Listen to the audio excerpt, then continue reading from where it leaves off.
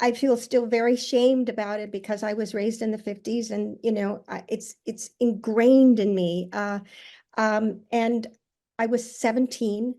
I had no choices in my life. I didn't have a lot of family support in any way, or finances.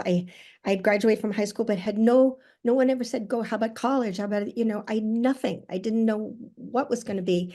And then I found out I was pregnant. Luckily, I had a family doctor who was a friend of the family, and he drove me and his wife and my mother in their brand new Cadillac, to Tijuana. And we parked on a really scrungy looking street. It was scary. And he parked about 3 blocks away and said, see that building down there? And he gave me an envelope with money and with cash. And I was to walk into that building and give them the cash and then come right back to him. And I guess he thought if I were dying, maybe he could help me. And it was beyond hideous and life altering. I had no anesthetic. There was a technician giving me a few puffs of ether, but he would then take it away. So it just made my arms and legs feel numb and weird, but I felt everything, how much pain I was in. And then I realized that the technician was actually molesting me. So I had to figure out, how can I make my arms move to push him away?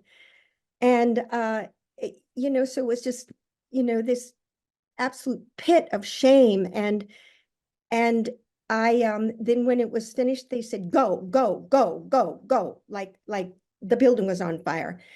And they didn't want me there. It was illegal, And my doctor, I'm sure his generosity and his bravery, because he would have lost his license, if anyone had found out.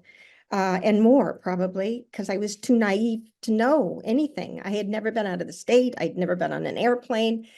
And fate, something glorious outside of ourselves, whatever you believe, reached in. And a few months after that, I began auditions. I didn't have an agent. I wasn't really an actor. I'd been doing it in high school constantly.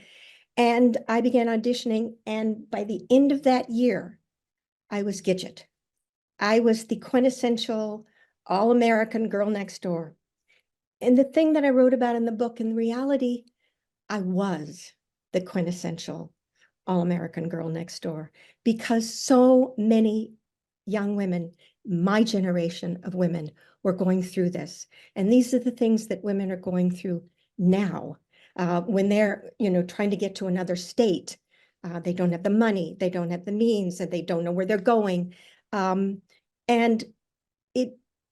it's beyond how you can go back to that and do that to our little girls and our young women, and not have respect and regard for their health and their own decisions about whether they feel they're able to give birth to a child at that time. We can't go back. We can't go back. We have to all stand up and fight. And that was that lovely story.